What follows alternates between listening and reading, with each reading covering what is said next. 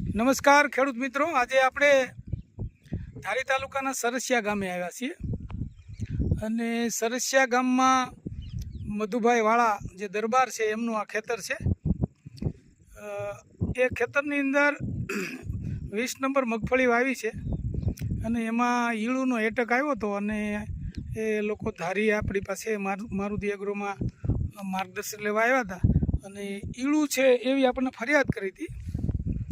એના અનુસંધાને આપણે એમને રેવા કંપનીનું ગ્લેડિયેટર આપ્યું હતું, એનો એણે એક જ છંટકાવ કર્યો અને આજે મગફળીની અંદર એક પણ ઈળ નથી।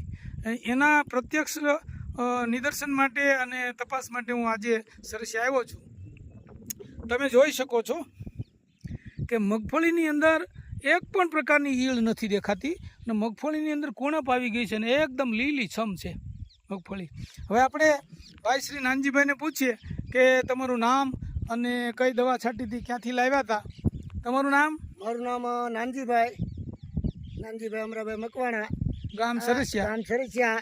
આ મધુભાઈનું અમે વાવીએ છીએ અને ઈળું બહુ આવી હતી। હા હા, પછી એમાં અમે એવું મારુતિ એગ્રોમાં પછી મારુતિ એગ્રોમાં ચોપડા સાહેબનું અમે સંપર્ક સાધ્યો। હા, અને એને વાત કરી હા, એટલે એણે પછી રેવા કંપનીની ગ્લેડિયેટર દવા આપી। રેવા કંપનીની દવા આપી અને એ પછી પ્રમાણે અમે મહેનત કરી એટલે એકદમ માંડવી સુપર છે અત્યારે અને કોઈ એક ઈળ નથી, એક પણ ઈળ નથી।